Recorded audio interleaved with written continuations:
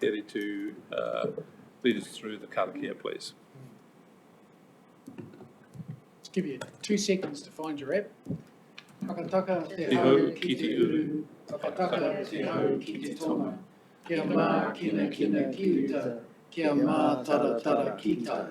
E hi ake ana te atakura, e teo he huka, he hau, ti he mauri. Look very comfortable saying that. Very good. And it's well said too. Thank you, Betty. So do we have any apologies, please, Leanne? No apologies. Do we have any notices? No notices. We have some housekeeping. It's the same as last time. Meetings being live streamed. In the event of an earthquake, drop, cover, hold. Shaking is long and strong, then head for the hills. In the event of emergency, alarms will sound. Take the nearest doors or follow the fastest in the pack. I think that's Neil. It's established now. Established now. And Only for a year, though, the Neil. council is currently a designated space, so we need to be more than a metre apart, unless, if not, then we have to have a mask. Toilets down the hall on the left. No other commercials. I'll now move to conflicts of interest declarations. Do we have any conflicts of interest declarations? Being none, there's none. Move to item 3, confirmation of the 27 April 2022 minutes. These have been circulated. I've had nobody respond to me saying there's any errors or omissions. So would someone move that they be accepted as record? So moved. Yes, Jackie. All those say aye. All right. Contrary, no. Carried. Follow-ups from the previous meeting, page 3 of your papers. So, We'll take those as read and we'll take any questions. any questions on the follow-ups from last meeting? Councillor Foss. Thanks. Chair, just regarding the update on Waterways pollution monitoring. Which item's that? It's right at the top of the table, follow-ups on attachment. Yep, one. I just like happy item 1. Thank you. I think at another meeting I asked a similar question as to, so this tells us what's happening with the SOE report, etc. That's all good. But the question was asked is, has there been any change, increase in any way of pollution monitoring, water quality monitoring, mechanisms testing across the Karamu catchment over recent months, or the last couple of years, whatever you want to volunteer? Through you, Chair, I can respond to that. Just a point of clarification, we don't monitor, we don't do pollution monitoring, we do our state of the environment monitoring. The state of the environment monitoring report, which we're going to bring you in a little over a month, examines all of our monitoring network and looks at the state and trends of water quality across a range of parameters. It will include water bodies across the Hiritonga Plain and the Karamu, and that's where you'll get an insight as to what's occurring and what's changed across water in those catchments. I don't have the exact details on the top of my head, but that's coming to a place near you very soon, where you'll get to see what we know and what's changed over recent time. So I look forward to that. Thank you. So sorry, Chair, just, but is it correct that there is no ongoing water quality measurement or pollution type measurement sites up and down anywhere in the Karamu catchment area?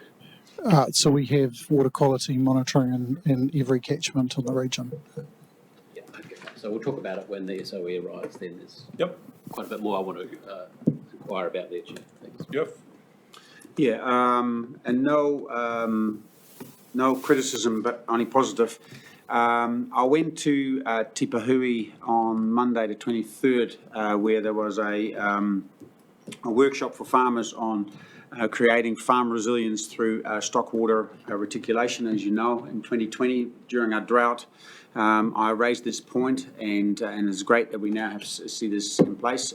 Will went to the Tekapau workshop, and really great delivery, really good. But again, it's difficult for us as a council to move at speed, through staff, through COVID and so forth.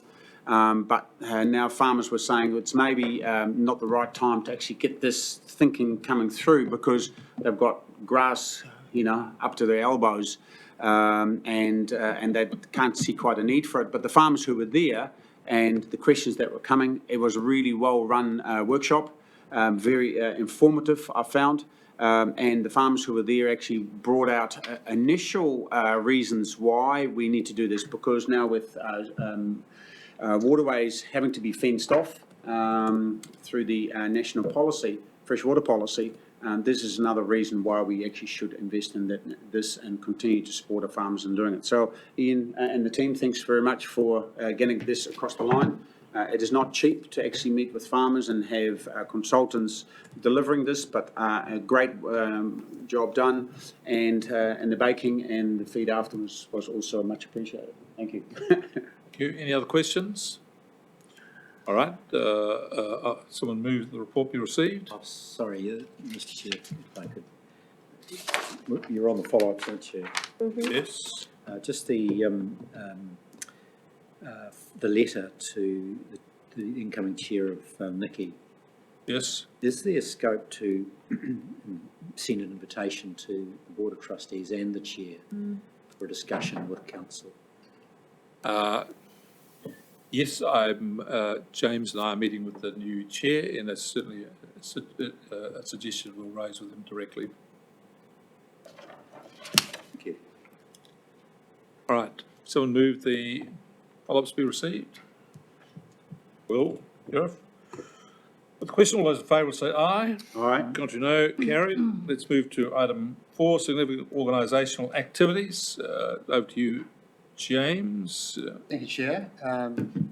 As a general comment, I would say that some of the disruption that we've been experiencing as a result of COVID lockdowns, and issues with suppliers and contractors are working their way through, and as the organisations got back into physically co-located, most of our work programs are in catch-up mode and making good progress, and so we're generally getting back on track. Not universally so in everywhere, but in general terms, the tempo of the business is largely where it should be as per the annual plan. Issues with respect to delays in our strategic projects have been previously canvassed with council, so there's no surprises or new delays in that regard, but the mitigations we have in place in relation to each of those, particularly with respect to our tainted relationships, relating to water security and relating to the Kotahi plan change, are all underway. So happy to take any questions, but broadly Questions? on track. People have got questions, identify the part of the report by number. Will? Thank you, Chair. Point 23, Tukituki Land Care Group. On the surface, seems like a real no-brainer in terms of I see that it's called a umbrella group, but group that sits above all the sub-catchment groups to hopefully mitigate, reinventions of wheels and so on. So based on that, is council doing all it can to support that sort of set up and get that going and hopefully see, the benefits from it to all the sub-catchment groups underneath? Through you, Chair. Yes, so look, this is an initiative that staff have promoted and pushed, and spearheading this. The intent is to have the leaders of the individual sub-catchment groups come together into another group, and it's not necessarily that they sit over them, but they sit beside them and provide that forum for the leadership of those groups to share wisdom, ideas, etc., etc. Probably one of the most substantive benefits this approach will bring is that there's an obligation for us, or for landowners, to work with iwi Māori in the catchment, particularly in farm planning, making kai-related matters. We've had very clear a clear view that there's significant capacity challenges for iwi Māori to participate in those discussions at an individual farm level, but that at a catchment level, it's much easier for them to do it. So this group or grouping will allow that interface to occur, and so it's coming together to have a leaders group, if you like, sitting alongside iwi Māori participants and having a dialogue or forum for dialogue and exchange about matters that relate to the catchment. It's a work in progress, and we're going to try it and see how it works, and we'll learn from it and adapt as we go. Any other questions, Charles? Yes, just regards number 3 on the northern catchment. Yep. The Warra flood event, just an update really. One of the hardest hit areas was Ruakaturi because it was actually cut off because of the damage to the Te Reinga Bridge. Well, the bridge was open last Wednesday, but open only for small vehicles under 3 tonne. But that's a big thing for the community, and they were all out there opening the bridge and exercising their right to go to town via the shortcut. Great. So the town takes on a new meeting, doesn't it? Any other questions? Yes, Declan. thank you, Chair. It's actually jumping down to the other business as usual program report. Just with the FEMP, What number? getting there, number 9. Number 9. So I just want to know a little bit more, please, James, as to with the FEMP, if with this extended FEMP deadline, if they're still not resubmitted, it gets handed over to the compliance team, then what? I'd just like to know a bit more about that. So there'll be a cascade of interventions. Ultimately, non-compliance with the plan can result in an infringement notice and a prosecution if need be. The farms will be non-complying with the plan provisions in the event that they don't have fence that meet the standards required. So we've taken an approach with this catchment, particularly due to drought during the implementation phase of the Plan Change 6 or the Tuki Plan Change policies to educate and support our landowners, and we've had an overwhelmingly positive response from that. But we are getting to the point where we've got a small number of non-compliant properties. So they will be warned of the consequences, and then ultimately if we have to take enforcement action. And they're getting the same support and guidance as those who have submitted? Yes, so look, I feel confident that there's been an enormous amount of work done by council staff with the farm environment plan provider community over a sustained period of time to assist the landowners to understand their obligations and support them in meeting them. So I think we are at the point now where we can say that everybody's had a fair opportunity to be assisted, and we're really at the point now where we just have to take enforcement action if necessary, but I remain optimistic that we will get the final properties over the line without having to resort to that. Thank you. Any other questions? Someone like Councillor Williams. Thank you, Chair. I've got 3 or 4, I'm afraid. The first one, item 18, consenting of all pump station schemes. I had a look back through the equivalent, probably a question for Chris. I had a look back through the equivalent significant organisational activity reports. This seems to be a new item. Is this a new work stream that's being launched now in light of the reinterpretation of the resource management plan? So this is something that we highlighted through the LTP, and it's I guess just in the report, in this particular report for the first time. So we have done a fair amount of work to understand how to go about consenting all of our pump stations. It is a significant undertaking, and we need to commence with a collection of sort of operational sampling to know what's happening in terms of water quality. So it will be a significant, lengthy and costly process to go through and consent. Most of our pump stations are currently unconsented. Yeah, that's what I thought. So it's a new thing. Yeah, it's a new activity. Yep. Chair, if I could just add, I think in relation to the inference that there's been a reinterpretation of the Regional Resource Management Plan. The situation, as I understand it, is that the RRMP has a permitted activity rule in relation to the operation of the flood schemes, but that does not explicitly make discharges to water a permitted activity. So while generally the schemes are enabled, that very question is not explicitly provided for, or explicitly provided or not provided for. It's not prohibited, but obviously other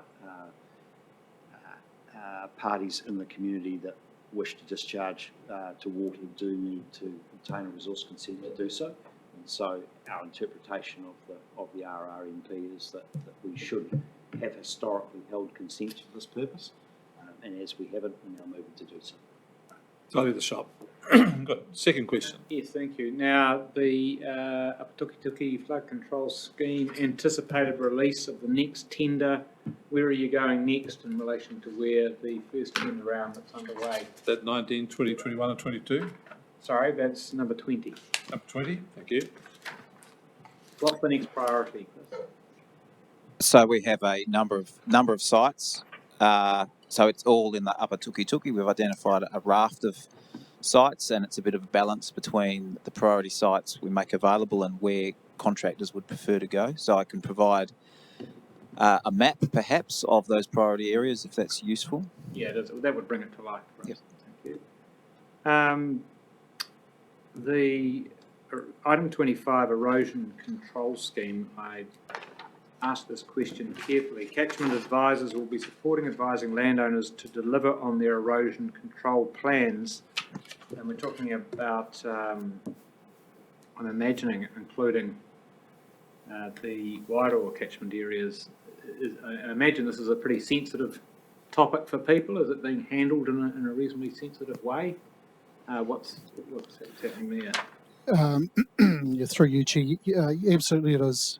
So there are a number of existing plans across properties in the catchment, and so the team are effectively going back to those properties to say, well, where are you at, and where are you planning? Where are you planning to go, and how can we help you? So absolute recognition that things have changed and that we need to adapt and change with them, given the current challenges.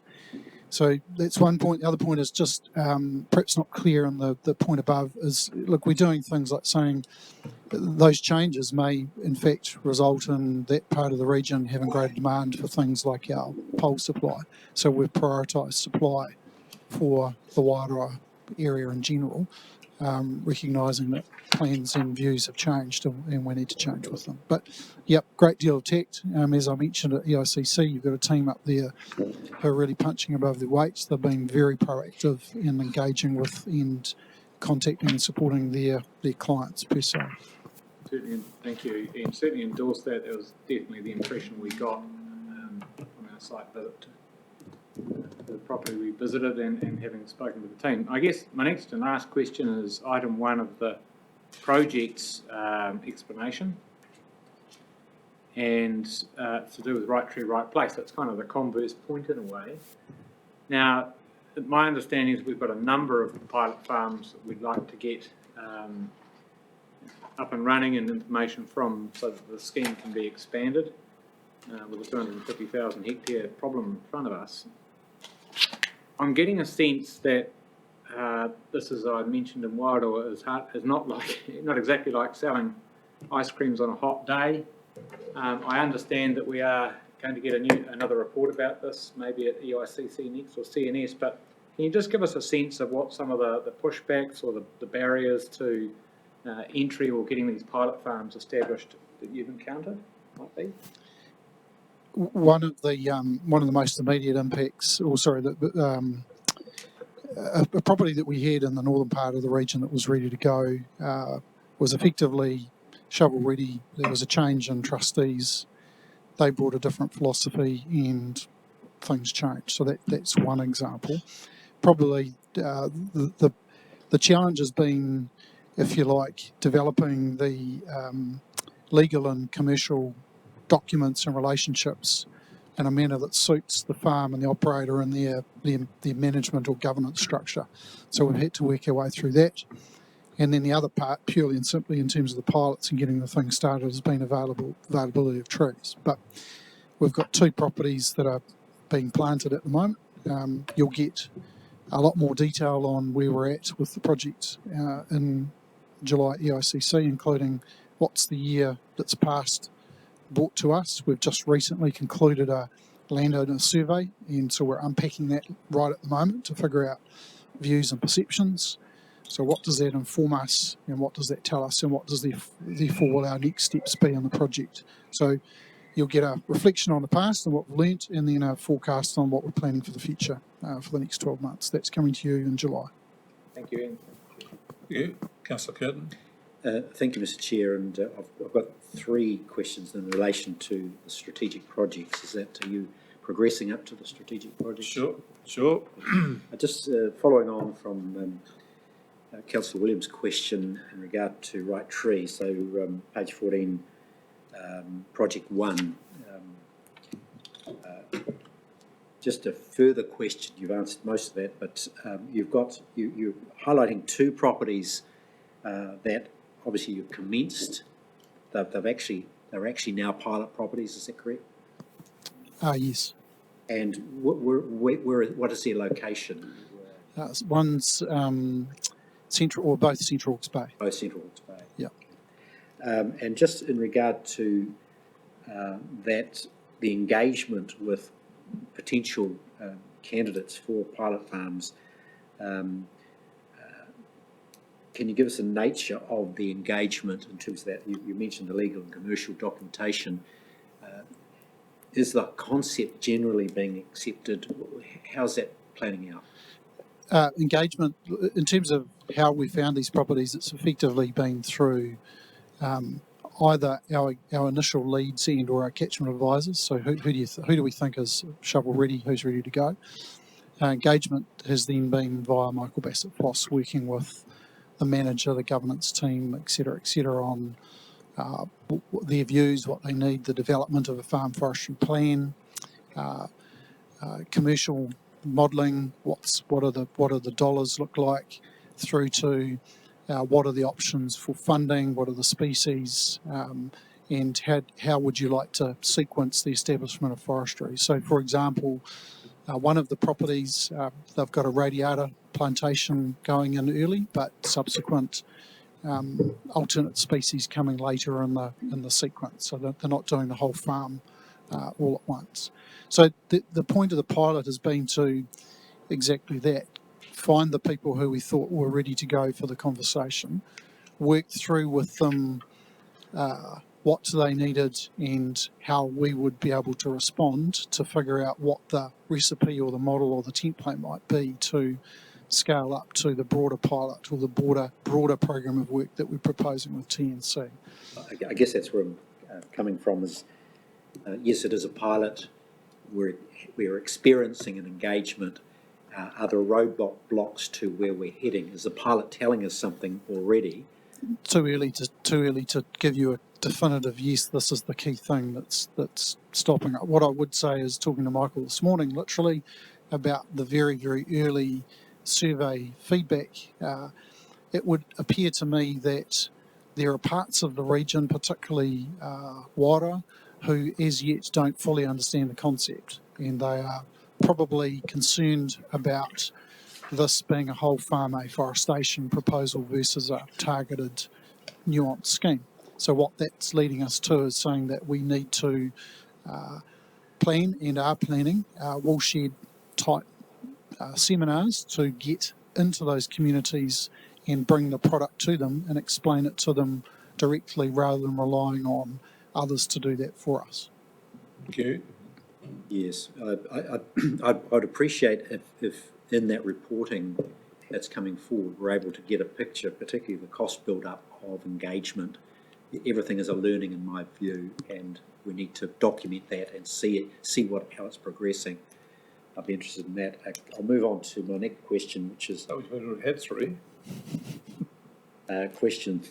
Strategic Project 3, Mr. Chair. Okay. And it's to do with meeting industry and municipal water users. Can you give us a sense of the a next report in regard to that engagement, are we up to a point where we're able to have some future projections about municipal water use and industry water use, and any progress on water savings targets for that project? Sure. Sorry. You go. No, I can't. But what we will do is we'll program into a meeting schedule to bring you an update on that. I mean, Thank you. yeah, the engagement's underway, and I think we've literally still got engagement in process. So I'm not sure that it's actually concluded. But we'll certainly bring you an update. Okay. And finally, Mr. Chair, Final question. my third question 6. is on Project 5, Clifton, the Coastal Hazard Strategy implementation. Just an update on where we've got to with consultation under Section 16 and Section 82. James? So the memorandum of transition has now been signed between the Regional Council, the Hastings District Council and Napier City Council. The next steps are community engagement, pre-consultation using Section 82 of the Local Government Act, and the decision is now that we will defer Section 16 consultation until next year, when we intend to bring forward to Council a proposal to consult on the full package of measures around the coastal strategy. So we will continue engaging with the community on what the strategy involves and the Regional Council's leadership of this work. But the next steps, particularly in terms of implementation of the strategy and the Regional Council, ultimately taking on the assets of Napier City and Hastings District, will have to come through a Section 16 and LTP amendment process, which we'll bring back next year. Thank you. Thank you. I now go to the ever-patient Councillor Ormsby. Thank you, Chair. So I'd like to just get some further response from Ian around Rotary Right Place. So you are saying that there will be workshops happening, watershed workshops, and a part of those sessions will be around Rotary Right Place. And is that in the hope that we will get a candidate from the Wairoa region, or say the Ruakituri Valley, based on what we saw in our field trip and the value we got from that?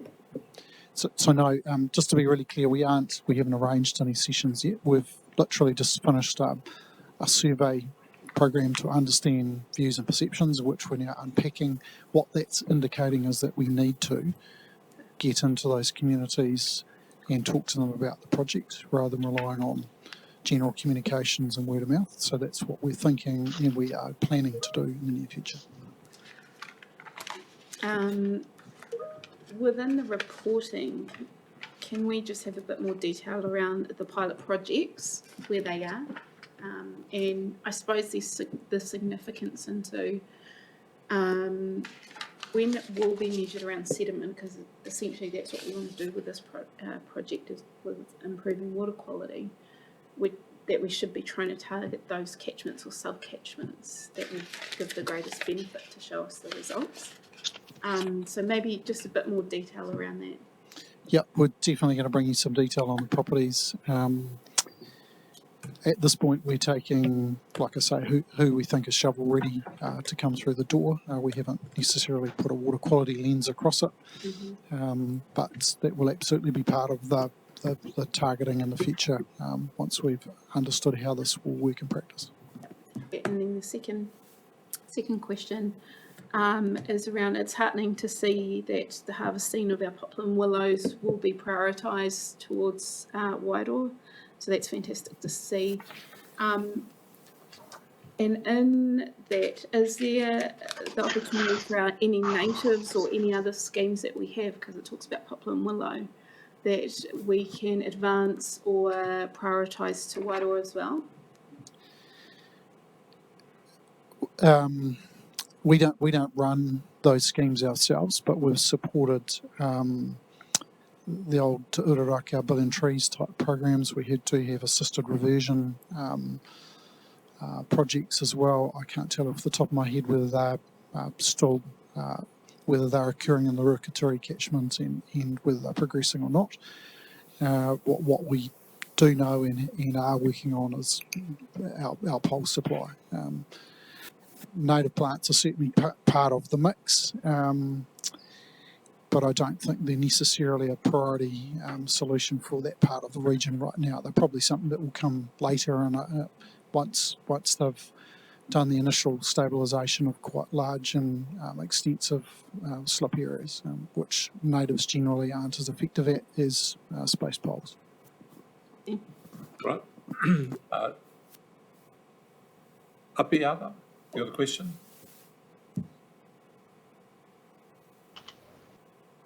Yeah, greetings, Mr. Chair. Just a couple of questions. The first is, I'm not too sure if my sound is coming through all right at your end, but Being deafened. You're larger than life and louder than life. unfortunately, I can't say the same for you guys. The cable itself is cutting out. I'm hearing the comments from staff clearly, but councillors at the table, your comments are fading in and out, so I'm missing your questions and only hearing the answers. That's really a message to the IT team in the background. While we're talking around some of those matters, please, Ian, could I get an update on the online coordination of various flood damage associated with the Wairau area and when those were or how those are going to be distributed to or made available to farmers in the region? When we did the EICC tour, we talked about gathering the data, images and an assessment of the land conditions in Wairau and then making that information available. Can I get an indicator of progress in that space? And my second question, in case IT fails me, is with regards to pole plantings, is there an opportunity to talk, discuss, review the limits associated with pole plantings, particularly for the Ruakituri Valley and the Wairau area, given that they received the lion's share of the water and land damage in that last storm? And does that correspondingly mean that we might review the limits we've placed on some of the pole plantings to provide consideration for the farmers in that area? Through you, Chair. So in answer to the first question, on the paper, item 5 provides an update on the imaging that we've collected. In terms of the pole distribution, as I mentioned earlier, we've prioritised this part of the region. We do have to put limits and caps on numbers simply because two reasons. One is our pole nursery supply is less than forecast, so we have less poles available. And we need to maintain pole supply to the balance of the region. We can't just stop supplying poles. So we have increased what's available north, but we haven't made it limit free. There are still limits and caps to that. Good. Okay. Someone move that we receive the report? Can I have a question, please? Sure. Right tree, right place. No, it's actually not. A reduction in the number of expected poles, is that a seasonal thing or is that a management thing? It's a management thing. So we're in the process of upgrading and improving performance of the nursery, and the production of the A-grade 3-metre poles has been less than we had hoped because the way the nursery has been operated and performing has been less than optimal. That's not a reflection of the current regime. They're playing catch-up and doing a fantastic job. It's just a legacy of what's happened in the past. We anticipate and expect production to improve significantly in the future. Subsequent question, 2 actually. That's okay with... It can be the same as Neil. Because we talked about previously that we've got 20,000 hectare of area of land. I thought, we really need to go gangbusters on this kind of material because that actually keeps our sediments on the hills. So that suggestion, and I've just had the answer for that. The other one is labour shortage is still an issue regarding planting as well. And with that will come fencing, no doubt, in certain areas. Is there a possibility that we as a council actually can make or repair, work with the contractor fraternity to actually help them with maybe putting work in front of them so that actually they can then actually start training staff for that duration. So if we give them the confidence that the work is there, they then actually can invest in staff and possibly also in equipment. It's just a question. Is that possible? So the confidence of the contracting community is not the issue. they've got more work ahead of them than they can possibly keep up with. What we're finding is that on-farm fencing is taking priority over our work. It's just because there is a lot of money being spent on farm for general farm fence maintenance or construction, so we're playing second fiddle to that, and they just simply cannot get people to do the work like many manual labour industries can't, because it's hard physical work. You don't get 100,000 a company carrying overseas travel on your first year, and so they're not getting young people coming into the industry. So it's a real challenge for them. But certainly it's a sector-wide issue, and there's a number of lines of work around supporting capability and capacity building for these sorts of areas of our work that are happening across the country that we're involved in. Thank you. Michelle? I'm just thinking about with the right tree, right price and your corridor about the fencing contractors. I know there are quite a few young people who have set up their fencing contracts back home, and there's one out in Mohaka, Fulton Story, and the Kaula Te Whenua project, PGF project. I think there's about 6 contractors, fencing contractors coming out of that who also do pest control. So I suppose it's about just reaching into the community, finding out about that. The other thing about, and I take note of what you're saying, Ian, about our whānau in the Ruakaturi Valley in the right place, and having those hui in the wool shed, because when we were up there at that hui, the farmers were quite vocal about not wanting forestry in their backyard, even though half the mountain had slipped away. So it's about getting that, it's about that wānanga, really. It's that workshop with them and putting that across to them, because they do need that assistance. But it's good to hear about all the other. Thank you. Someone moved that we receive the report. Will? Seconded. Martin, all those in favour will say aye. Aye. Contrary, no. Carried. Call for minor items not on the agenda. Yes, Mr Chair. Stock bank inspections. Stop bank inspections. Any other minor items? ETS reform. Sorry? ETS reform. That's a minor item. All right. Fly dumping.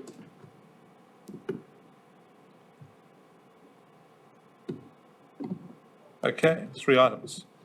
We'll now move to item for decisions, RSSCCO, verbal submission.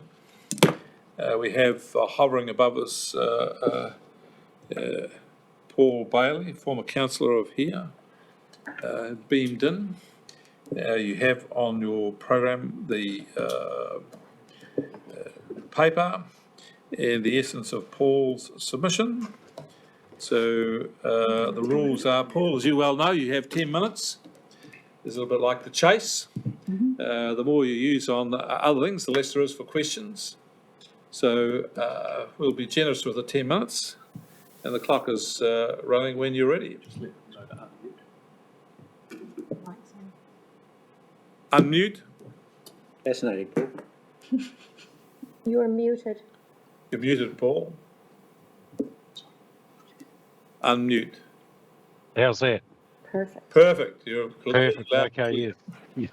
Kia ora, councillors. Thank you so much for allowing me the time to have a chat to you about this particular issue. And I know, Chair, that you're not in favour of submitters asking questions of council, but I probably will in the same vein as I did with the submission to the Food East proposal for a council-controlled organisation, and that is, I'm not entirely sure from the the document that went out to the public, the consultation document, exactly what the purpose of this council-controlled organisation is. So I'd just like to ask through you, Chair, I assume it's a organisation that's going to run a lot of the IT or database projects for the all the regional councils throughout the country.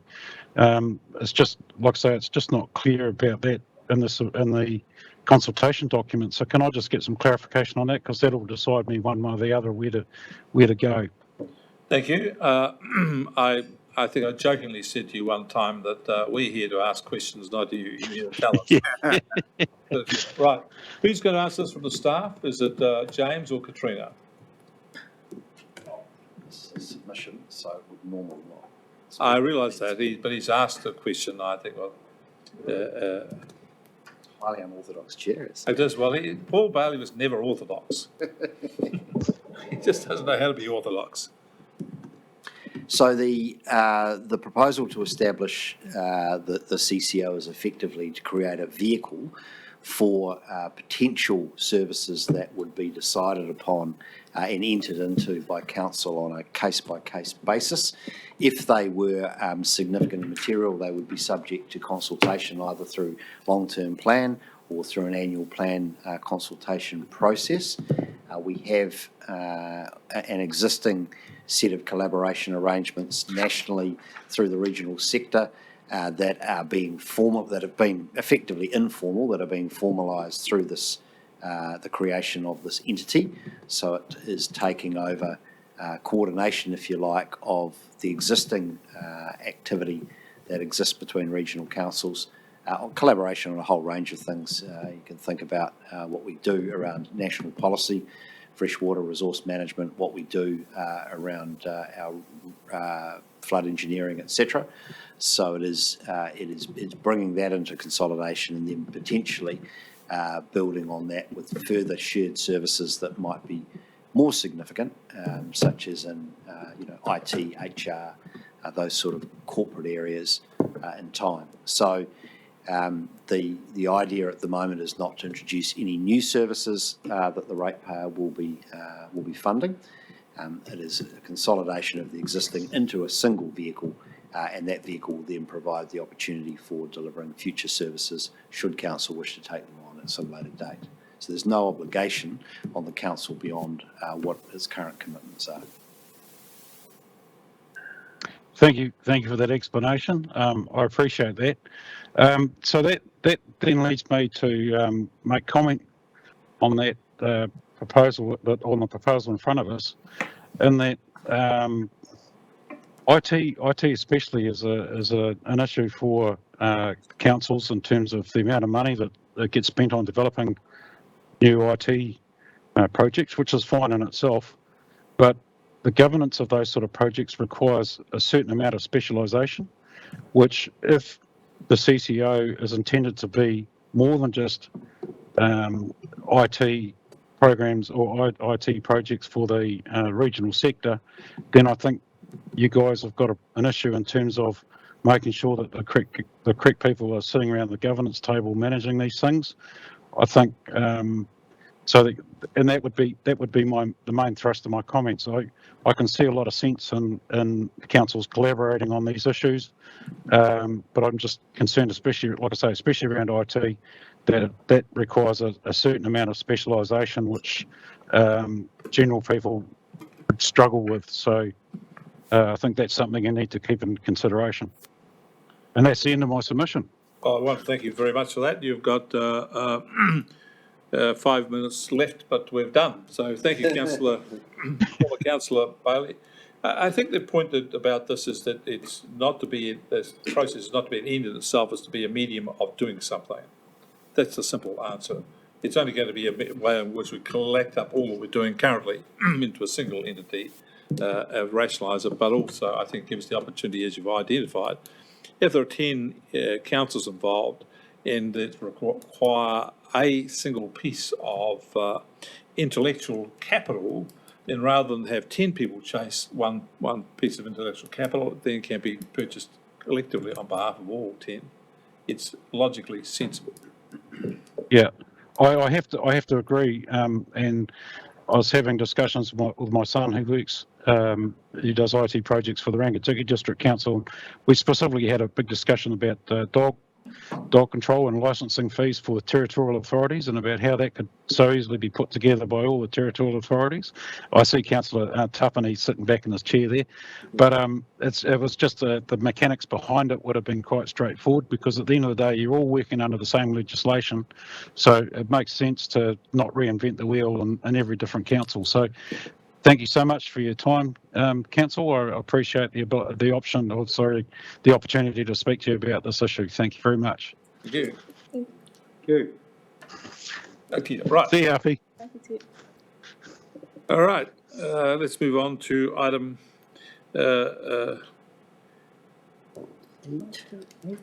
Move to 8. all right, I'll move that the submission be received. Do I have a seconder? Councillor Ormsby, all those in favour say aye. Aye. Contrary, no. Carried. The numbering system is a bit crook here, so we're now on item 8, 2020-2021 annual report and summary. Thank you, Chair. So this one has been a long time coming, as Council are aware. Normally we adopt, certainly before the end of the calendar year of the year in which financial year has ended, and due to the issues that we've had with our auditor, their staffing issues and availability of their technical teams to particularly consider an unusual and technical matter arising from our ACC contract. It has taken an inordinate amount of time to receive final audit opinion on this annual report. So it is with pleasure that we bring this back to you for approval and ultimately public notification. Can I just, in doing so, acknowledge the finance team, and particularly Tim Chaplin's work in moving these issues through what has been a difficult process, I think it's fair to say, with this audit, unusually difficult. It's been a huge amount of work, and there's been a much wider team, of course, that has brought together these documents, which also present, I believe, a compelling and impressive picture of what was delivered in the 2022 year. It's easy to forget the times in which we were operating at that stage, but there was enormous disruption to wider society and to council operations just before the start of that financial year. And council made some courageous decisions, and we put in place a strategy that was the Climate Smart Recovery Strategy to contribute to economic recovery. We were very successful in receiving significant funding from central government, and the organisation turned on a dime really to stand up and deliver that. And the report does highlight that work and what was delivered by way of business as usual. So it was the final year of the previous long-term plan, and I think the report speaks for itself in terms of some significant deliverables, but some heroic efforts by staff under some really difficult conditions. So I want to acknowledge everybody in the organisation who contributed to the work of council in the 2020-21 year. Mm-hmm. Okay, thank you. Questions? Martin? Just really the one,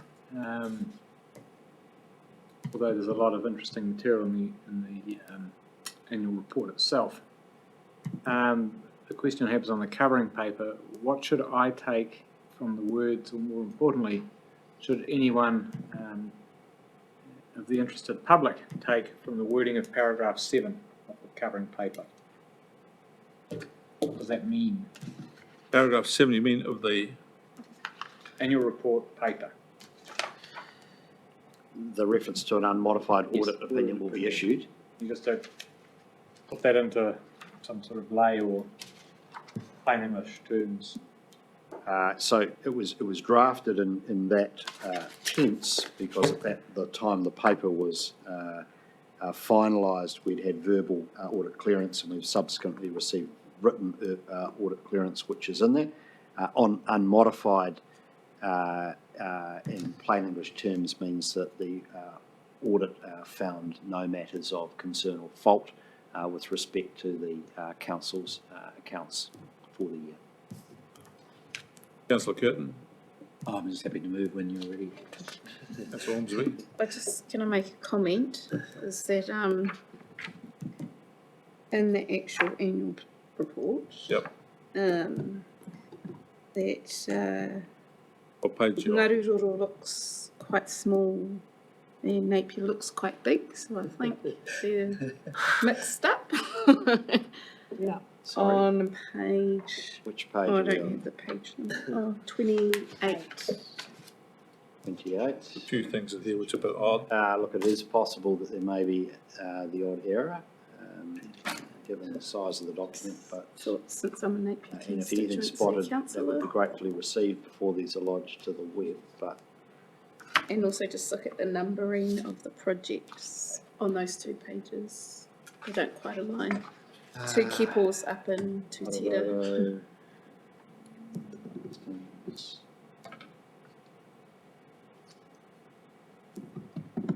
Page 28, 29. What's the issue there, sir? Colour code, wrong colours. Or if you look at the key and then the map. Price that got through the audit? Oh, yeah, I see what you mean. It's actually the Naroro, and in the middle of it is written Napier. Yes. And you can't distinguish the Napier from the Naroro. Yeah. You need to change the colour scheme. It's indistinguishable.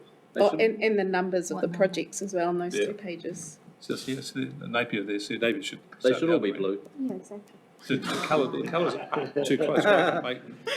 With Napier and Naroro, you can't tell. Depends what- Even the just colours shift are the wrong. colours. Green's better. Chair, look, we'll double check that. Already printed, sorry. It just said the colours are just the same. Trying to sort of match actually, I'm not sure the colours are all. Thank you for I'm sure they pointing, can be You checked. put white but I authorised thank you for colour, pointing out that Naroro is definitely the biggest constituency. I've got to get my wins, Neil, because I know you're going to get into me soon.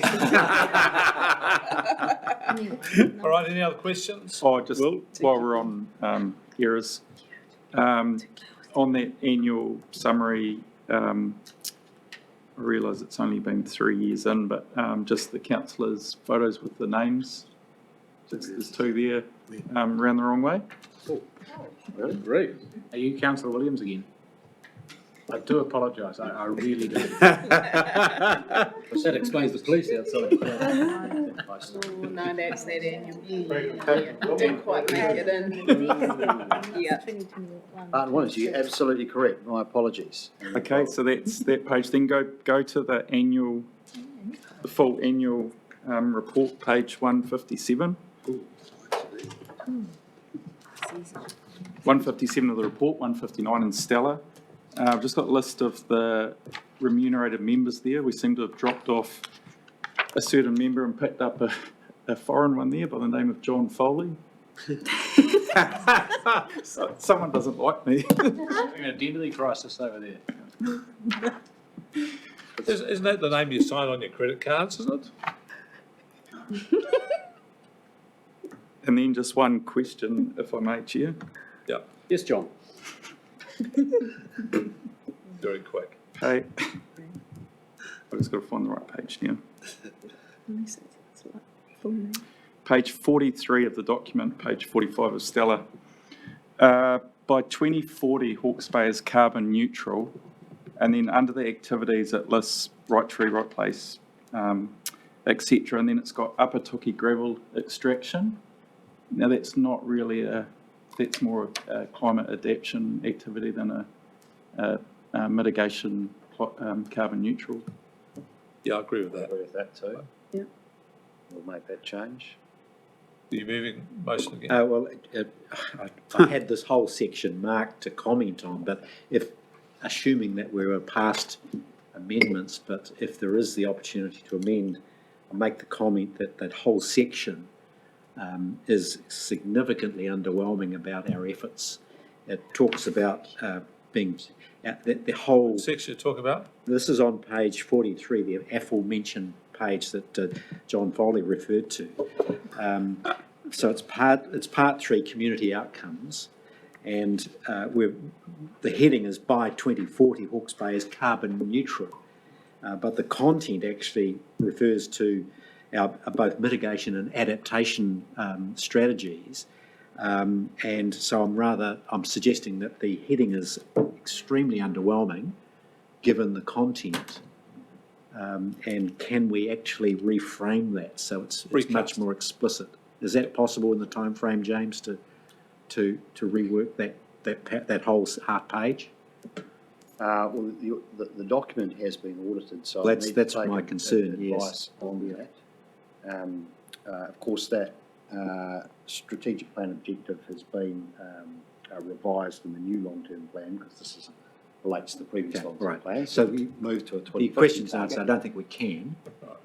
So if you're willing for me to, if you receive my motion to move the recommendation. Well, just on, before you do that, I just want to make a look on the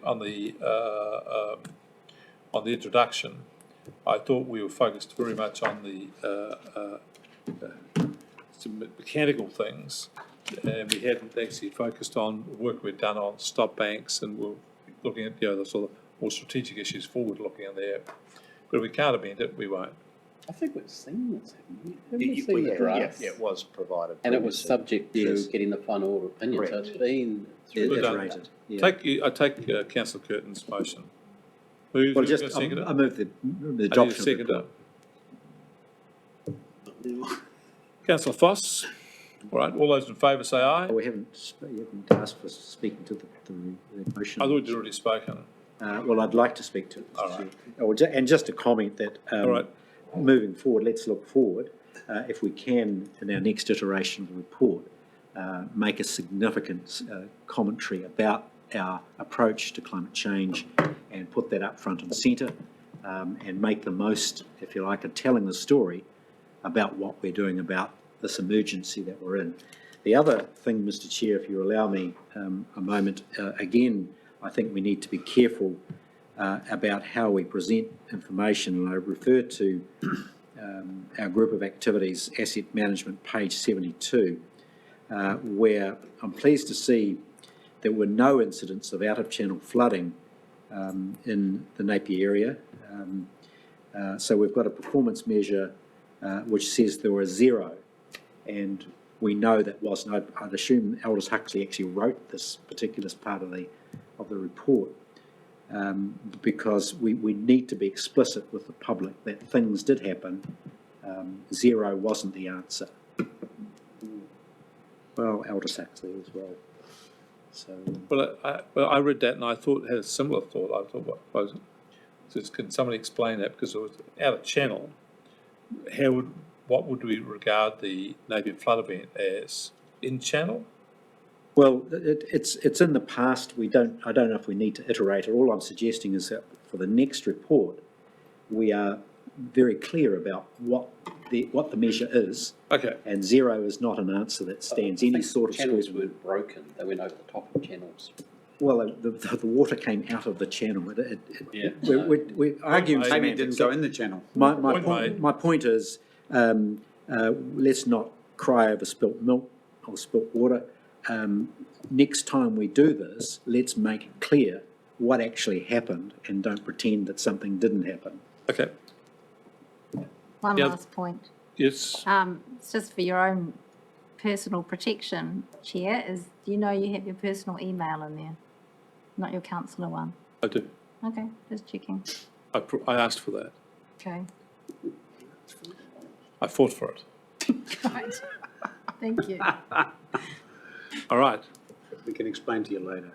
All those in favour will say aye. The report will Aye. receive. Contrary, no. Carried. Now, local government New Zealand.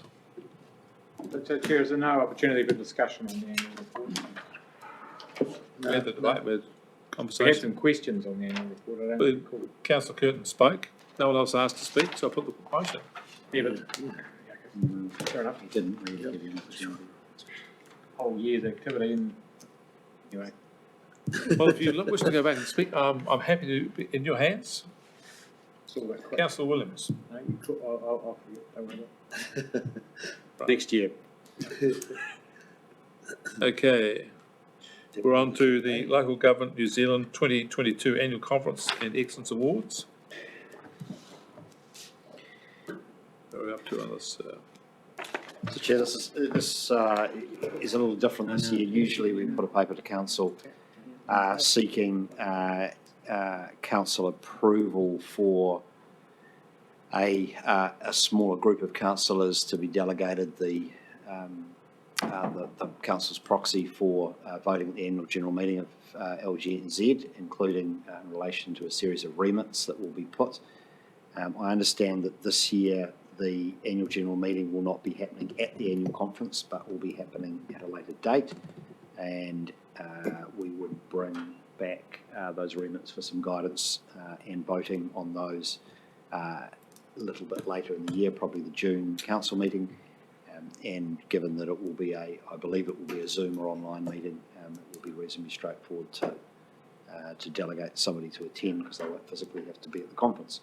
So this year, the paper just simply is a noting paper around the fact that we have councillors intending to represent council at the event. Right. Any questions about that? Thanks for that, CEO, because that was my exact question, actually, but it's still, you only think that. I respect that, I'm sure that's happening, but often there's some remits in there which we try and join forces with our fellow local governments from Hawke's Bay at least and try and have a united voice. And there's obviously some pertinent issues of varying intensity of interest to them. So anyway, so there are no remits this time because or if remits do come, how do we deal with that? We just give proxy to our chair, the attendees, I guess, who are going. I presume is that No. So what's going to happen? I've confused you. So the annual general meeting will be happening by Zoom and not at the annual conference. It will be happening later. We will bring a subsequent paper with the remits for guidance on voting at the AGM by Zoom by delegated members of council. Okay, so then there's another question then, so thanks for that. There's been a lot of dissatisfaction with LGNZ from many in the local government community. I presume there's still time to fill at this conference. Are you aware of some of the agenda items or that may be discussed, and will we have a position on those which may or may not align with our other councils? There's an extensive program which involves the usual sort of collection of ministerial and parliamentary speeches and representations. There are presentations on key issues relating to council work, including that relevant to our council around climate change and resource management, etc. There is a meeting of the regional sector group, which is of course all the regional councils and unitary authorities happening during the conference proceedings as well, when I suspect the matters that you've raised will be debated and discussed. There is a majority of members of LGNZ are reasonably okay with LGNZ. There is a smaller group which has a different view. And I would suspect that there is going to be some sidebar, if I want to put it that way, conversations about how to reconcile some of the differences. So a lot of the conversations around the conference will be more important this year than they have been before to try and bring the sector back together. So for all intents and purposes, will generally be the various Hawke's Bay authorities will be speaking or land in a similar position, do you think? I think we're all on that. We're all pretty aligned. Yeah, so that's good to hear. Whatever there's no one. We're all pretty positive about LGNZ. Might have differences on various items, but basically still heading in the same direction. Thank you. In fact, I'd go so far as to say in the 30 years that I've watched local government in Hawke's Bay, I've never seen it as aligned and together as it is currently. Yeah. Surprising what a crisis does. Apiata. Okay. Hey, can someone do something about this thing? It's almost impossible for me to see the hand on the screen from here. Where is it? Apiata is enormous, but the chair one. Yeah, little hand. Right, over to you, Apiata.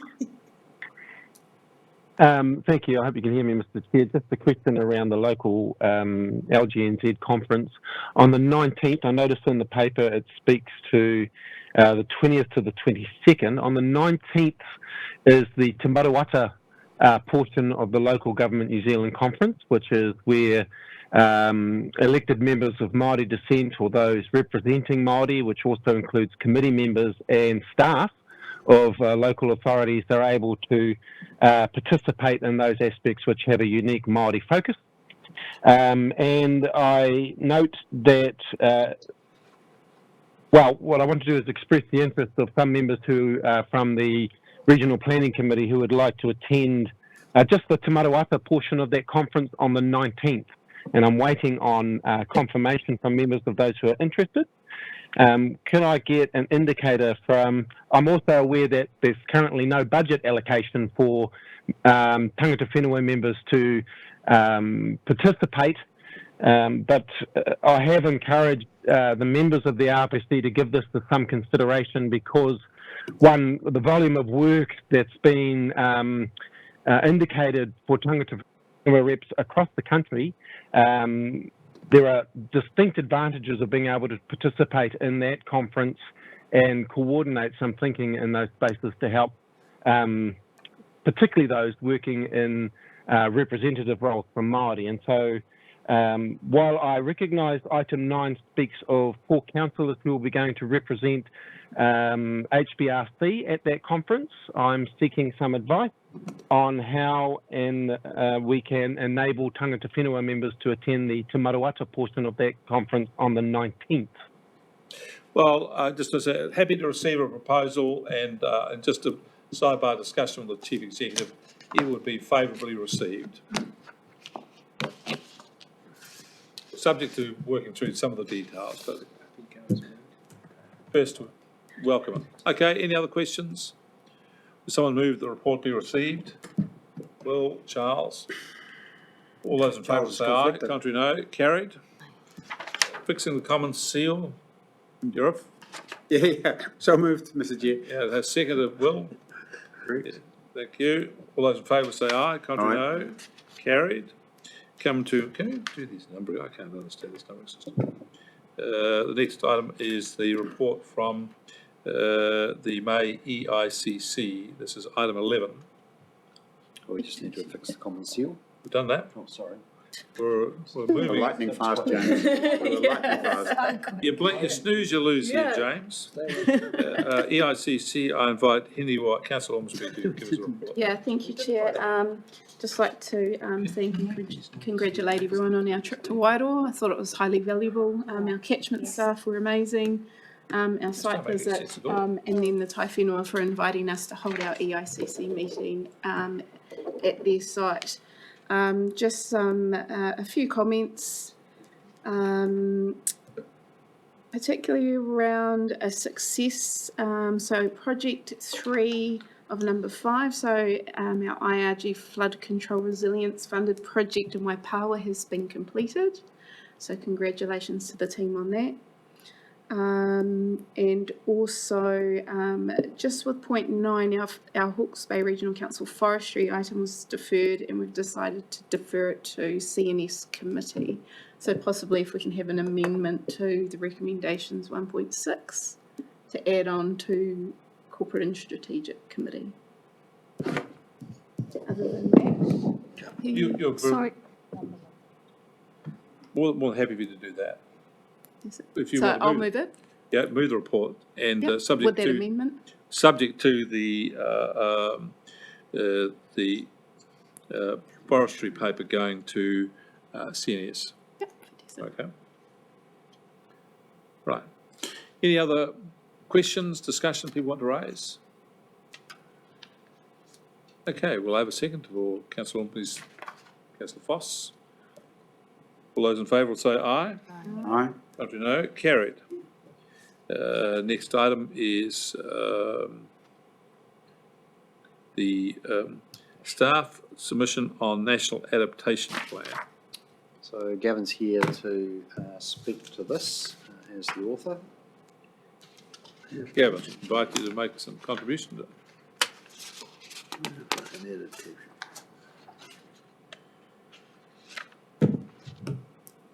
Without masks? Yeah. Yep. Take off. Thank you. Afternoon, everyone. Yeah, so this paper presents a draft submission on the recently released National Adaptation Plan. It's a draft submission presented for your consideration, for your thoughts, feedback before we finalise and submit by the 3rd of June deadline. So just over almost a month ago, the government released their draft National Adaptation Plan. It's the first one they've ever produced, and these things will be a 6-yearly kind of routine thing to produce. Basically, in this version, first version, it sweeps up a whole bunch of the government's various work streams that have something directly or indirectly relating to adaptation to climate change and resilient communities, throws it into this document, which is over 100 odd pages, and it also adds in a couple of other key proposals or proposed work streams from one or more government departments that are not in place at the moment, but sometime in the next 6 years would get underway. The draft submission, from at least staff perspective, is not trying to cover off everything raised in the draft National Adaptation Plan. It picks up on a couple of things with a Hawke's Bay flavour, because there are at least 3 other local government sector voices who are intending on making submissions to the draft document. So certainly some of the key things that we're flagging in our submission is the importance of, and our challenges around coastal hazards. We're one of the leaders in that in terms of New Zealand practice, particularly around our flood control drainage schemes activities, the right tree, right place, the water security challenges that you've all discussed around this table and in this room over the past months, years. I'm open to any other further comment, input from around this room as to how we can make this draft submission better, punchier, more influential. Thank you. I had one thing I thought in 5.2. We looked at the key challenges, and I thought the thing that we're missing there is that there is, for example, pick up the local example here of Napier, Hastings, the Regional Council. I point about the overlap of responsibilities. So this is a challenge, and the Local Government Act doesn't enable us easily to resolve these issues. We've had to go around a pretty circuitous workaround, and so I just think that the current structure of local government, based on historical lines on maps, is not well suited to having a coherent policy and framework for dealing with these issues. So the local government lines were drawn a long time ago on the basis of how far a person could ride on a horse in a day. So we had ridings, and they got amalgamated to bigger things, and we've had all these makeshift arrangements cobbled together, and so it's not really fit for purpose. So we need mechanisms where we can overcome those problems. I thought that's one long word for something succinct you should have there. So Chair, I think that's what was intended under Key Challenge 1. So I'm taking from you that you think we need to be more explicit and elaborate on what those issues around the ambiguity of responsibilities. Well, I took the core responsibility adaptation ambiguous. I thought that, well, that's true, it's ambiguous. Who's responsible? But I'm just figuring out, if you want to try and make someone's responsible, we've got all these cumbersome structures. Yes. So we've got structural problems. So it's not just about the ambiguity, it's about the structural thing. Point taken, we can elaborate on that. Yep. Any other comments people like to make anyway? Just a question around the collective regional response to the submission, and what that looks like in terms of shaping our submission, if it's been at that conversational level yet. Sorry, Councillor, the regional sector response, as in all 16 regional councils unitaries? Maybe, is there some feedback from the regional sector? I have no exposure to that. The only people who have exposure to that is Gavin, who's drafted. So is there a regional sector, the regional councils have a view and we're reflecting part of that that's missed, or is it, you're talking about anyway, a region as in Hawke's Bay region? No, regional across country. Regional. So about a fortnight ago, there was a draft submission under the banner of Te Uru Kahika kind of circulated. It was very preliminary, with one or two people's immediate sort of first blush kind of reactions to the draft National Adaptation Plan. On one hand, it was saying, yeah, we like the look and feel of this, the objectives are sensible, but and what sentiment has trickled on through into this draft submission, there seems to be a lot of acknowledgement that local government has a key role in adaptation to climate change, but that's not coming through in the adaptation plan and the work streams and whatnot. So how, and the sector submission was sort of shaping up to be, we should be right front and centre, a partner with the government on delivering, implementing this adaptation plan. So that was one key thing. And then there were some other sort of finer points of detail to say, yeah, there are all these sort of organic things happening in communities, locations. Some communities are considerably different to others in their ability and capability to adapt. That needs to be accommodated, and certainly not rolling out a national plan that's one size fits all. Never that it was going to be designed that way. So that very draft submission was doing the rounds, as I say, a fortnight or so ago. It's being polished, and as I understand it, it's going through a couple of key leaders who have the climate change portfolio in there on their radar, like the Chief Executive of Horizons, I think it is James, isn't it? Mike McCartney is one of those, and it might be the ECAN Chief Exec too. Then it would be the process of approving whatever that submission looks like would then also be passed through to Chairman Doug Leader from Plenty Regional Council. So there is work and thinking underway. It's sort of a coalition of the willing, able to contribute. But I do know that many staff are busy doing their own respective council draft submissions as well, and it's been challenging. And that certainly is happening here in Hawke's Bay. And Napier City Council's reporting timelines to their committees just doesn't allow for what we're doing here today. So they're doing it via email exchanges. Hastings District Council in a slightly different fashion, but at staff level we've had little bits of exchanges around what we might be thinking, but we have not got to a point where all 3, 4, 5 Hawke's Bay councils can come together on a joint submission. Just the time for starters hasn't allowed for that to occur. Okay. Neil. Thank you, Mr. Chair, and thank you, Gavin, for your draft submission. If I can just take you to 4.1 of your submission, it's on page 8. I just wonder whether it's worth putting into the mix of the those priorities and work streams as our focus on biodiversity.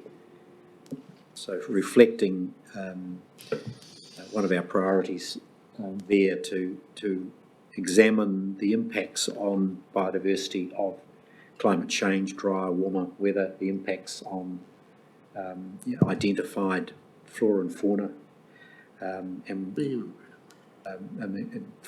Just to give an example, we had the bird survey recently and the impacts of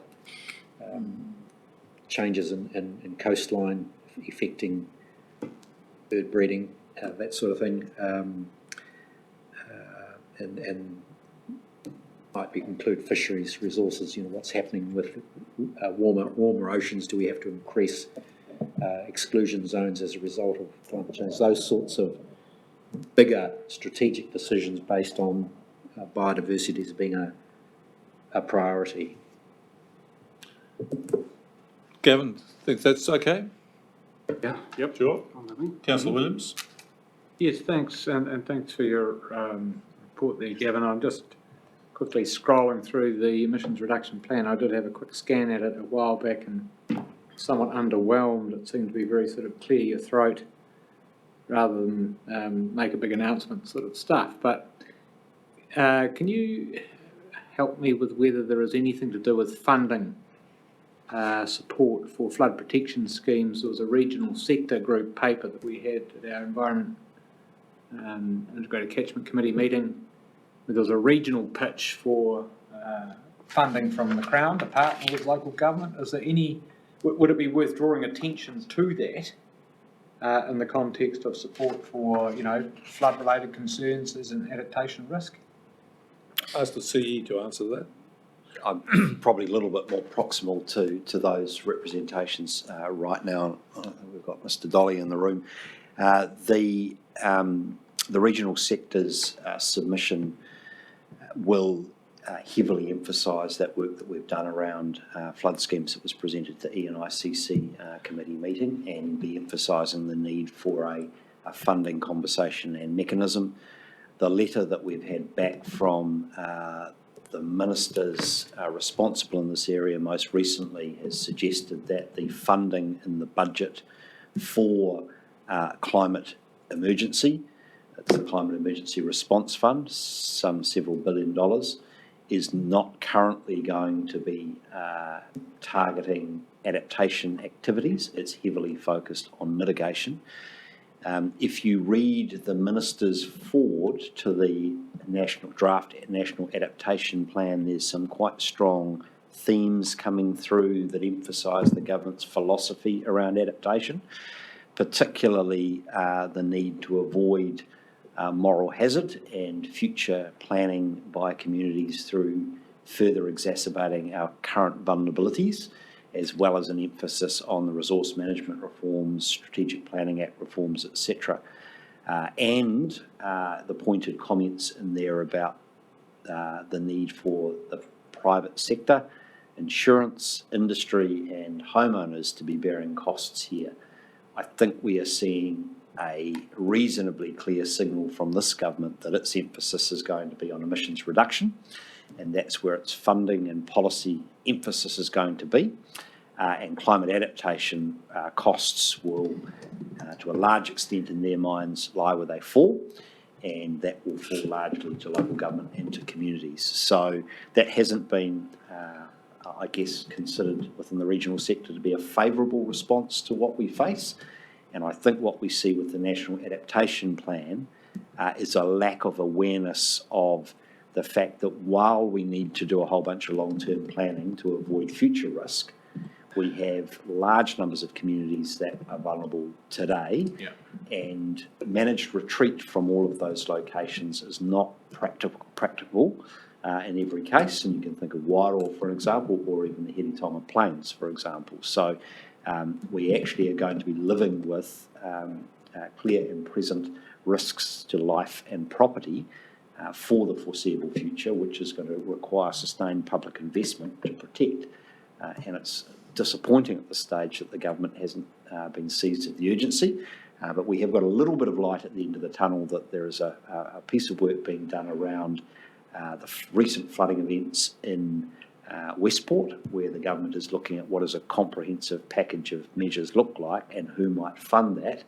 And we have indications from the government that they are prepared to consider that as a pilot study to look at how something might be rolled out more nationally. So this is at the forefront of our advocacy. We're gravely concerned about this issue. And if you look at the national risk assessment that informed the National Adaptation Plan, it's very light on flood risk. It sees flood risk as an incremental growing problem, not as something which is with us today and growing rapidly.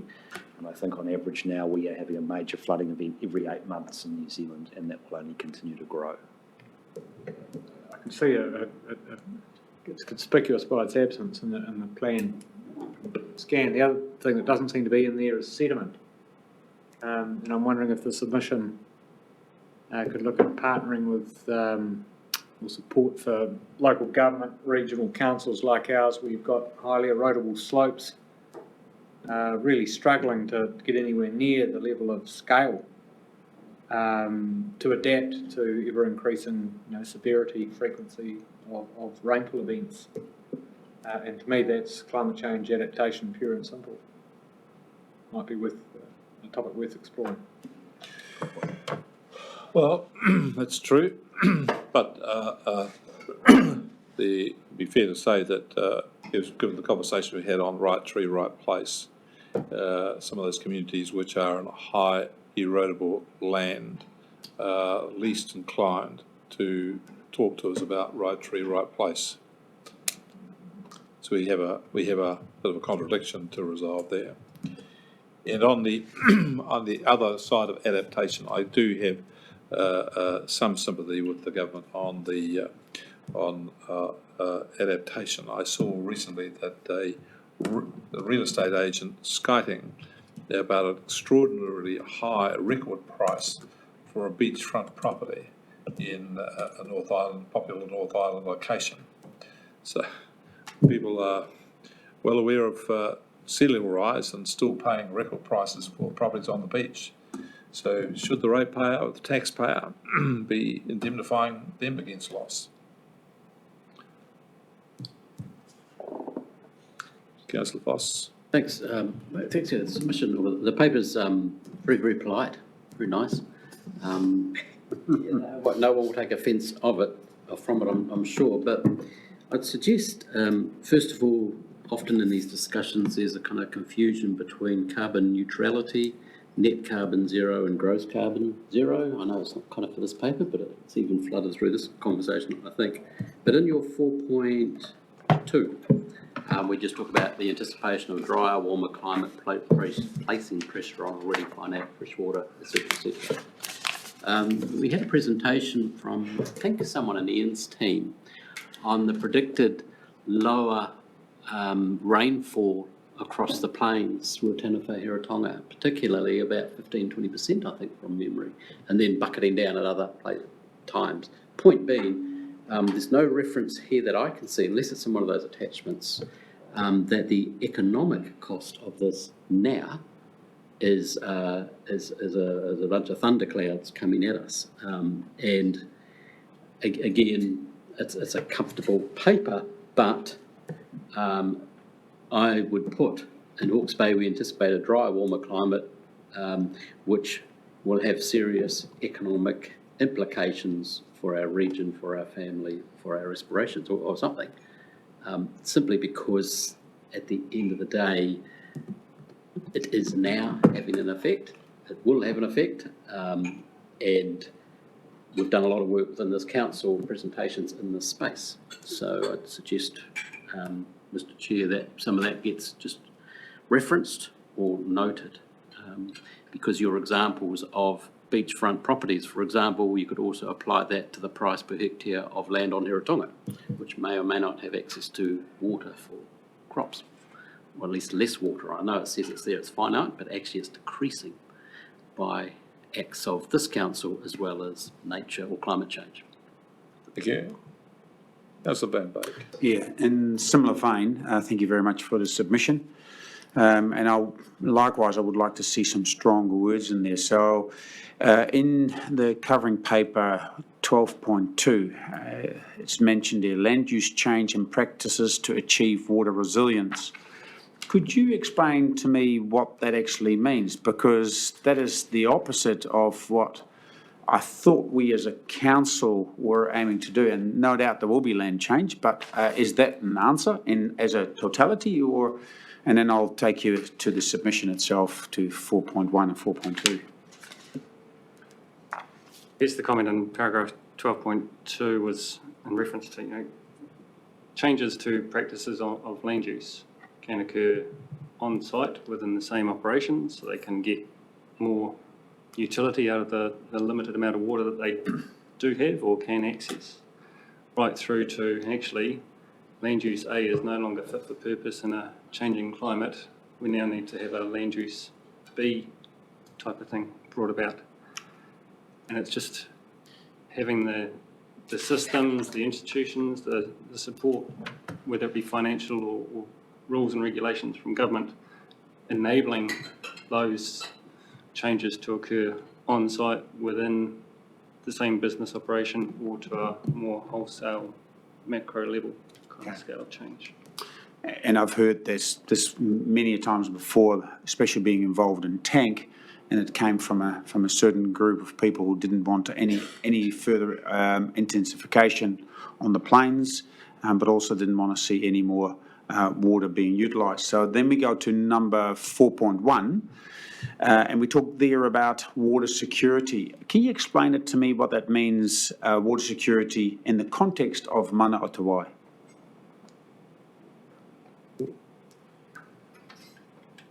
That's a curveball. Yeah. Well, it's actually a very important one, because I explain what, I'm explaining what I'm trying to say. Would you like me to explain what I'm trying to get at? Yeah, if you've got the answer to your own question, go for it. No, I'm not answering. I didn't write this. You did, or someone did. So, water security for what? Okay, at the moment we are in a context of mana o te wai. So does it mean water security for the environment, water security for the people around this table, or water security for us to be able to actually continue to operate in an economic way that we actually the food basket of New Zealand, and hopefully also means something for the rest of the world? Chair, could I perhaps just comment that, of course, the Te Mana o Te Wai framework that we are required under the National Policy Statement to give effect to does create a priority, a hierarchy of use and importance. And so I think the point you make is a useful one in terms of perhaps our submission in emphasising the importance of water security can emphasise that priority, priority of different outcomes, starting with the environment as our first and foremost one. And that's something we've consistently adopted as a council in our water security program, that it is first and foremost about the environment, secondly about human health, and thirdly about economic security for our industry. So I hope that through this submission we actually achieve all those three groups rather than in level of priority, because Tom made a very good point, and he mentioned find a solution in abundance is so much better than finding it in the other way. So I think if we adopt that, and that we are able to do that, and I've got an answer for Councillor Williams, that we could put a really big silt trap right next to the Ngāwiroro, and that actually would do many things. Thank you, very good. All right, any other questions? Will? I find it strange, kind of in the same breath you talk about your problem is too much water and not enough water in the same paragraph, same sentence. You know, I'm thinking from the untrained eye or a sheltered life, you're reading and you're thinking, jeepers, how does that happen? But my point is, if I was to add to it, it would be just stressing the holistic way that our landscape works. And so when we think of adaptation to flooding, we think get the gravel out and our rivers will have better capacity and get that water off the land and out to sea as quick as we can. That's basically what we're trying to achieve, right? And save our paddocks and save our towns. And but what we need to do is actually, but that's more like the ambulance at the bottom of the cliff. It gives us the result instantly. But, we need to go back a step and say, well, how's the landscape function performing? And, if different land uses impact rainfall infiltration, that impacts how much rain or how quick it gets to our rivers and how much capacity that they need. So I sort of get my point across just talking about more than, we think of these solutions, which are basically the ambulance at the bottom of the cliff. Can we take a step back? And and you kind of touched on it a bit in 4.5, I think it was, about synergies working in biodiversity and all of that, how they actually all impact to provide a better solution overall than just targeting, flood protection, as an example. Yep. Good point. With that, Gavin? Yep. Mm-hmm. Right, any other comments people want to make on it? Okay, will someone move that we receive and note the staff report? Anyway, all those in favour say aye. Aye. Got to know carried. Council's reports on meetings of outside bodies. Anybody? Please, Chair. Foley. Cool. Just a quick update on Future Farming Trust. I segued away from just what I was talking about, but I guess, and thanks to Councillor Van Beek on the email trail, highlighting the video produced recently, and that's kind of a third step in a process of analysing some different soil samples across 3 different farms and measuring the carbon content based on their recent land uses, and showing some significant changes in the carbon content of that soil. Then the Future Farming Trust had a field day on site to delve into that a bit deeper, and now they produced a video which, thanks to Councillor Van Beek's, been shared amongst council. So I just highlight to everyone to have a good look at that video if they haven't already. The other point to make is just, obviously there was a set amount of funding, seed funding that came from Regional Council. That's not going to last forever. And so the Trust has taken it upon itself to look for some sponsorship. And that's been going reasonably successfully. So Napier Port has come on as one of our major sponsors. And we're in talks with many others for varying levels of sponsorship, but getting some good feedback and hopefully some more to announce soon. So that's certainly going to help with our kind of annual operation, if you like. Good. The other councillors like to report on an outside body they've had some. All right. Well, we'll just note those reports, and then discussions of minor items. Not on the agenda. First one up is stop bank inspections. Councillor Kirk. Thank you. Just going to have a cup of tea now. Thank you, Mr. Chair. I just want to bring to the council's attention an inspection day we had a couple of Saturdays ago along the stop banks from Clive to Hamawana, where we Napier councillors took a leisurely stroll and unfortunately left the Hastings councillors away in our dust. And I just have a concern that the Hastings councillors probably needing to lift their game when it comes to the said council bank stop bank inspections. On a serious note, I'd like to comment that the stop bank asset that council maintains is a superb asset. We had over 6,000 people come to the region to run along it, and it was in superb condition. So congratulations to the teams that look after the stop banks, if we can pass that message on, James. The other point too, I note that high participation of council staff, and I commend the staff for a tremendous effort in promoting the activity by the team, by the staff, and the excellent results that's there. It was a great day out, and I think it was we showcased the region pretty solidly with a large contingent of out-of-town visitors. So well done to the Hawke's Bay Regional Council team. Mr. Chair, can we break protocol and let the CE reply? Wouldn't be the first today. You'd like to reply? I would add that there was a large amount of work done by teams across Works Group and asset management more broadly in preparation. Weeks of work goes into preparing the assets to be in their best condition. So I think they did a great job for not only for council, for the region. So just grateful for all their hard work that went in.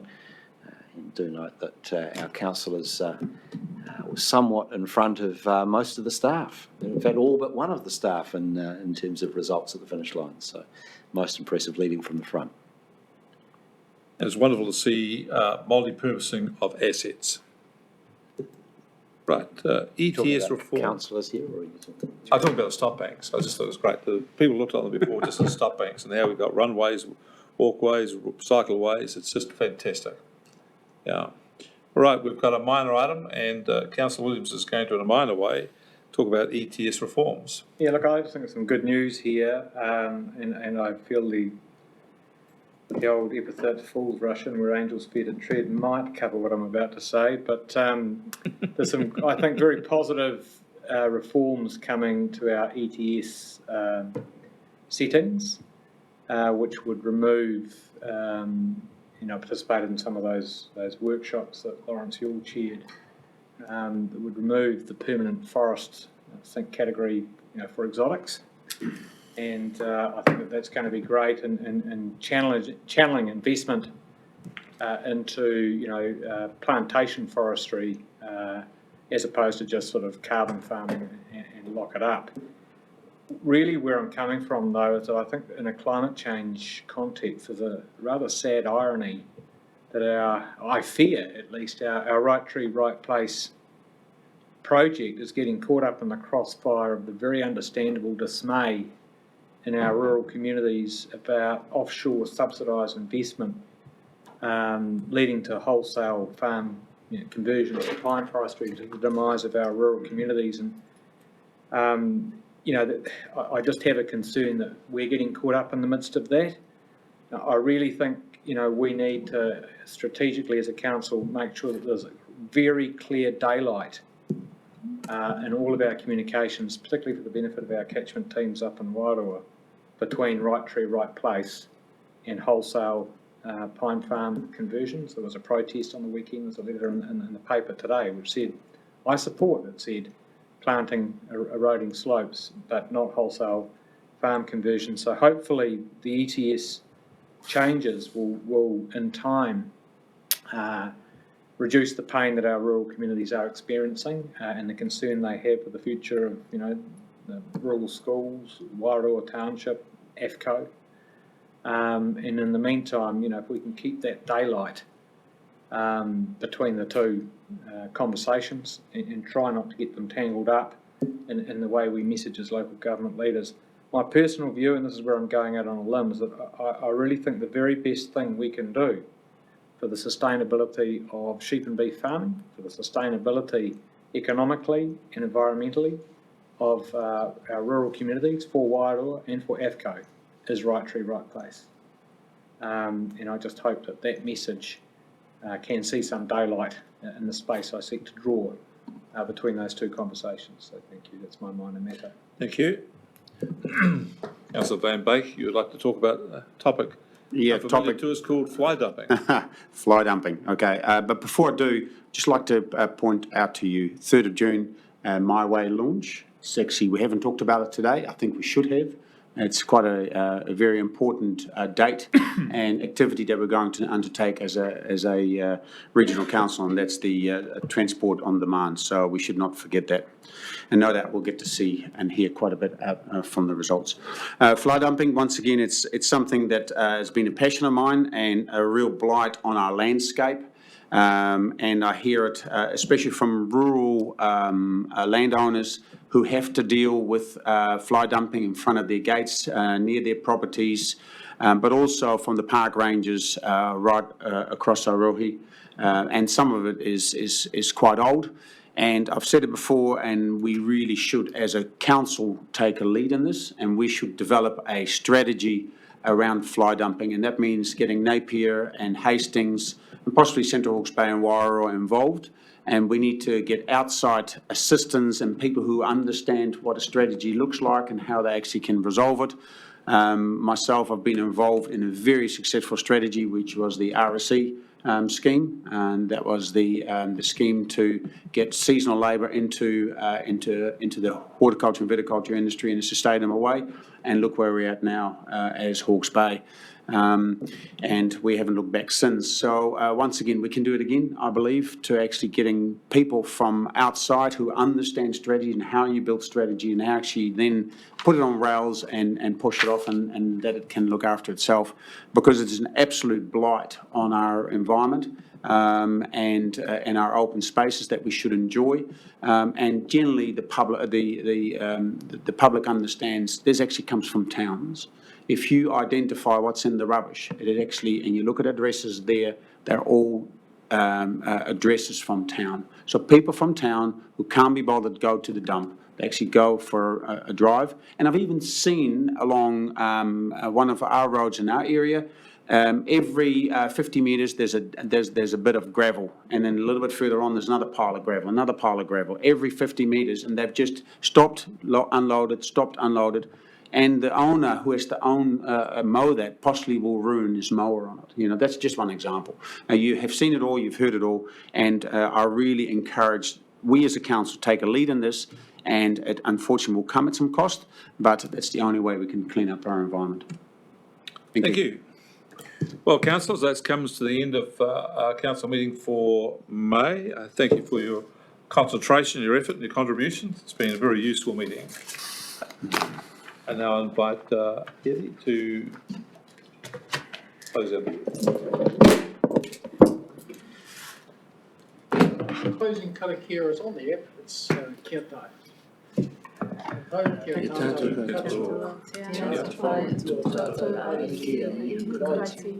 Me te arama o te atua, me te whina tei tana, te wairua tapu. Thank you. Safe travels.